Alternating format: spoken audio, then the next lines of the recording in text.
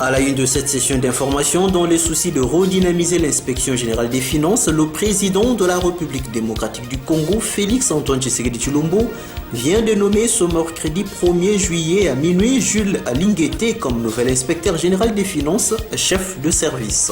Célébration ce 1er juillet de la journée mondiale du reggae. Le reggae représente toujours aujourd'hui un état d'esprit éloigné de tout préjugé raciaux, mais aussi de toute forme d'émeutes et des violences. Vous suivrez les détails dans ce journal.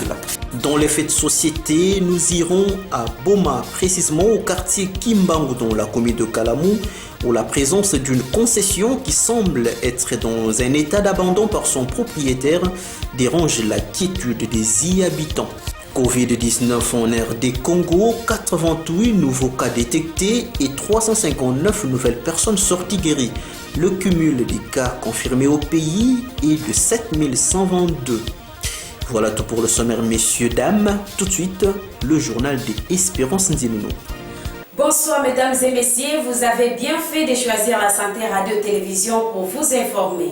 Dans les soucis de redynamiser l'inspection générale des finances, le président de la République, Félix Antoine Tshisekedi Tshilombo, vient de nommer ce mercredi 1er juillet 2020 à minuit Jules Alinguete comme nouvel inspecteur général des finances, chef des services. Vous suivrez des détails dans nos prochaines éditions.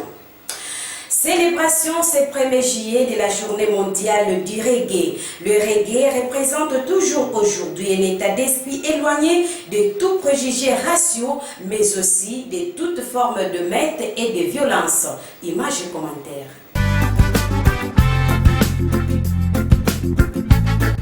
La diffusion mondiale de la musique reggae n'a échappé à personne. Ce que l'on sait moins, c'est que la journée du 1er juillet est consacrée comme journée internationale du reggae, car elle marque l'anniversaire de la création de cette forme d'expression musicale.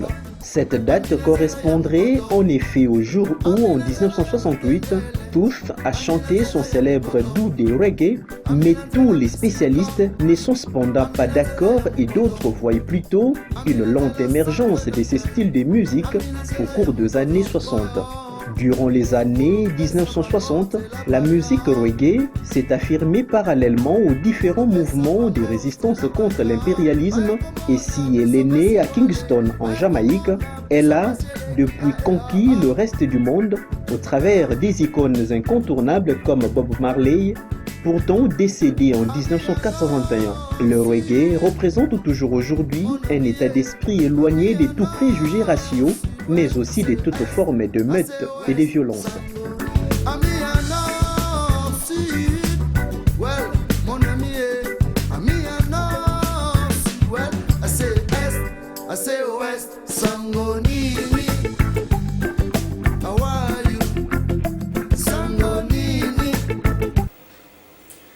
Revenons sur les 60 ans de l'indépendance du Congo. Depuis sa cellule de la prison centrale de Makala, Vital Kamerhe s'est également adressé aux Congolais ce mardi 30 juin 2020 à l'occasion de la célébration des 60 ans de l'accession de la RDC, voulais-je dire, à sa souveraineté nationale et internationale. Pour Kamerhe, après 60 années d'indépendance, il est important que nous puissions regarder notre avenir avec la force de l'espérance. Cette déclaration de l'autorité morale de l'UNC témoigne combien il porte à corps le Congo malgré privé des libertés. Dans le chapitre des faits des sociétés à Boma, notons que la présence d'une concession qui semble être dans un état d'abandon par son propriétaire dérange la quiétude des habitants du quartier Kimbangu dans la commune de Kalamou. Nous sommes là sur l'avenue Luzolo pour être beaucoup plus précises. Regardez. La dénaturation de certains espaces propres à des lieux moins salubres commence à prendre de l'ampleur dans le chef de la population bomatracienne. Ce ne sont pas seulement les bas-fonds des ponts qui sont transformés en décharges publiques dans certains coins de Boma, car même certaines concessions privées ne sont pas épargnées. Tel est le cas de ce terrain appartenant à une tierce personne transformé en poubelle. Nous sommes sur l'avenue Luzolo au quartier Kimbangu. Des odeurs méphitiques provenant de cet état d'immondice pollue l'air que respirent les résidents de la dite avenue. Cet état de choses rend perplexe le chef de l'avenue Luzolo qui nuit et jour ne cesse de conscientiser les y habitants d'arrêter avec ce comportement maussade, celui de rendre insalubre cet endroit. Hélas, toute cette sensibilisation est foulée aux pieds car il continue à déverser les ordures sur ce site. Les personnes avérées qui trouvent ce comportement peu patriotique ont interpellé leur auteur en ce terme.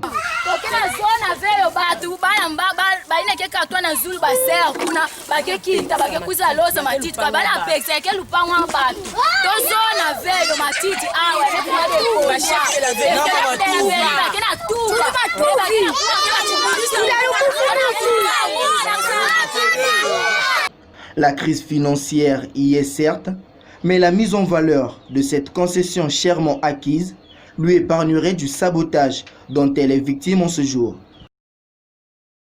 Sur l'avenue Louvou, toujours dans la juridiction de Kimbangu, c'est maintenant une maison apparemment viable qui se trouve être délaissée par son propriétaire pour des raisons qui restent non élucidées. La cour, quant à elle, présente quelques signes d'insalubrité qui mettent le voisin dans l'embarras.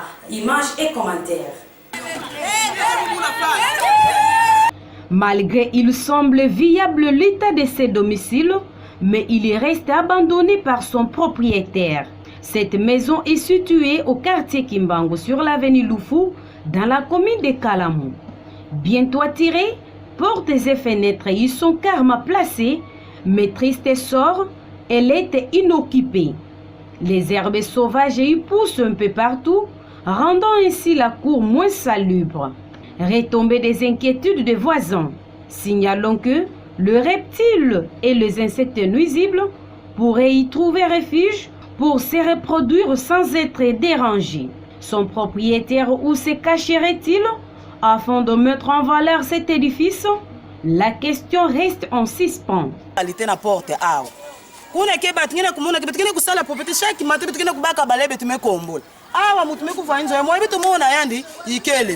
Betumeza bagiti meku mapasi kubaka meku mapasi nimeka mona ke poso keleve sosa locataire ndike pesa nge koso ngeli ndaka sadisila ekisalu locataire mekota sani bana sala propriété na lupango ngeke na kumona yange esimbukila ba malawe ngesimbukila bakununa batembe balele ko yaswa mabao kwako balele ka sala beto pass en tout cas inzo ya baba ke à disposition bete tout bafika yateka mais mutu meku vandi sosa ta locataire ba disposition mingi kelele na ka sala baka locataire me pesa nge koso na yange ke sadisila kisalu.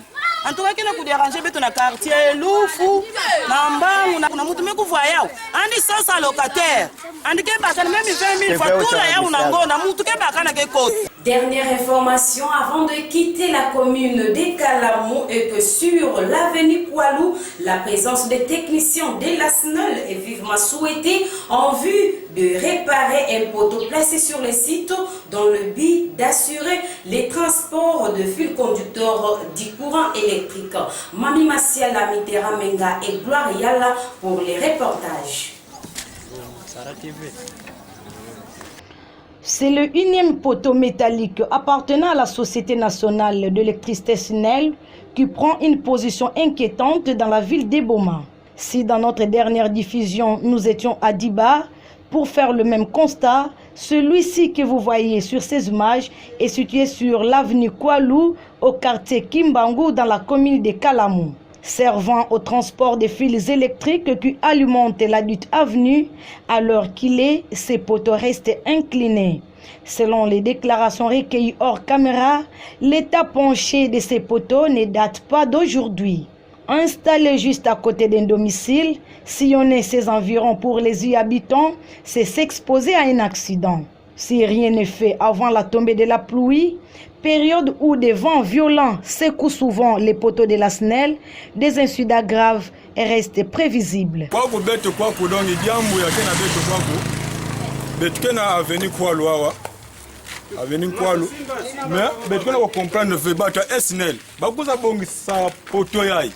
Parce que pote ya mekumaka dongi ya kuvenga kana mupepe ya mesala majaga awa ya injila ndeya tel yati musutuka play pote babansinga masa zengana pote mebuila mutu amekufua nyayo muta SNL kana bao bata SNL ba kuza bongisa ne ba pote ba tala na ba singa e masa tita fly betkino ko comprendre ba mbanga betkino ko futa ka bao ya nini sabu na ba kuza bongisa la bete ba poto. La présence des techniciens de la société concernée est vivement souhaitée sur les sites en vue de réparer ces poteaux afin de préserver les vies humaines. Covid-19 en République démocratique du Congo, 88 nouveaux cas détectés et 359 nouvelles personnes guéries. Le cumul des cas confirmés au pays est de 7122. Reportage signé Venambaki. 88 nouveaux cas ont été confirmés pour la journée du lundi 29 juin, dont 63 à Kinshasa, 8 au Haut-Katanga, 6 au Nord Kivu, 3 dans la province du Lualaba et de la Tchopo, a rapporté le bulletin quotidien du comité multisectoriel de lutte contre la pandémie de coronavirus en RDC. Le document a annoncé que 5 nouveaux cas de décès ont été enregistrés, dont 4 communautaires au Congo central, et 359 personnes ont été déclarées guéries. Le cumul des cas depuis le début de la pandémie le 10 mars en République démocratique du Congo fait 7122 cas improbables, dont 175 décès improbables et 1785 guéris. Les 14 provinces touchées sont Kinshasa avec 6274 cas, Congo central avec 318 cas, Haut-Katanga avec 222 cas, Sud Kivu avec 141 cas, Nord Kivu avec 112 cas, Lualaba avec 20 cas, la province de la Tchopo avec 12 cas, Haut-Touélé 9 cas, Kwilu 4 cas, Sud Ubangi 3 cas, la province de l'Ituri et de l'Équateur 2 cas chacune, la province de Kwango et de Olomami 1 cas chacune. Dossier Sodemouto à Kinshasa, le vice-premier ministre en charge du budget, Jean-Baudouin Mayo, qui avait promis au nom du gouvernement que les Kinois allaient fêter l'indépendance avec le 5 Sodemouto en construction, a expliqué pourquoi cela ne s'est pas passé comme prévu. Venamba qui nous donne de l'éclairage à ces sujets. Suivez. À travers une interview mardi 30 juin 2020 dans un média de la place, l'homme a expliqué que 2 raisons sont à la base de la non-concrétisation de cette promesse. Il s'agit premièrement des arrestations des directeurs généraux de l'Office des routes et de l'Office des voiries et drainages soupçonnés de détournement des fonds destinés à ces travaux. Cela a ralenti le rythme, ce qui a provoqué le retard, a dit le vice-premier ministre en charge du budget Jean-Baudouin Mayo. Deuxièmement, la pandémie du coronavirus. Le confinement, a-t-il poursuivi, a constitué un frein pendant un moment, ce qu'il qualifie de circonstances étrangères à notre volonté. Mais il a rassuré qu'à ce jour, tous les moyens ont été donnés aux entreprises qui exécutent les travaux depuis le mois de mars. Le vice-premier ministre en charge du budget Jean-Baudouin Mayo a rassuré le peuple congolais en insistant que le chef de l'État a donné tous les moyens pour ces travaux, sans pour autant donner une autre date à laquelle ces travaux prendront définitivement fin. Vous vous souviendrez que l'examen d'État édition 2019-2020 devrait débuter ce 1er juillet avec la dissertation. Mais suite aux perturbations du calendrier scolaire dû à la pandémie à coronavirus, cette annonce du ministère de l'EPST n'a pas été concrétisée. Les inquiétudes tant du côté des parents et élèves que des enseignants ne font que s'accroître du jour au lendemain. Pourtant, ce calendrier prévoyait le jury oral juste après la dissertation, soit le 3 juillet, suivi du jury pratique le 4 juillet. La date du 6 juillet, voulais-je dire, 2020, était réservée au blocus et celle du 8 du même mois à la culture générale. Ainsi, le 9 juillet, le finaliste ferait face au cours d'option, le 10 à la mathématique et la physique, le 11 au français et à l'anglais. Et les résultats allaient être publiés une semaine après les derniers examens, mais hélas, car rien de tout ça ne sera plus possible au regard de la situation que traverse le pays. Tout le monde est en attente d'une suite favorable. Fin de cette session d'information sur la santé radio-télévision, mais pour tous ceux qui nous ont pris en cours de diffusion, voici ce qu'a été son squelette. Dans le souci de redynamiser l'inspection générale des finances, le président de la République démocratique du Congo, Félix Tshisekedi, a nommé ce mercredi 1er juillet 2020 à minuit Jules Alingeti comme nouvel inspecteur général des finances. Vous avez suivi des détails avec Espérance Ndinono. Célébration ce 1er juillet de la journée mondiale du reggae. Le reggae, à savoir, représente toujours aujourd'hui un état d'esprit éloigné de tout préjugé raciaux, mais aussi de toutes formes de meutes et de violences. Dans le chapitre de faits de société, il était question dans ce journal, messieurs, dames, de nous rendre au quartier Kimbangu dans la commune de Kalamu, où la présence d'une concession qui semble être dans un état d'abandon par son propriétaire dérange la quiétude des y habitants.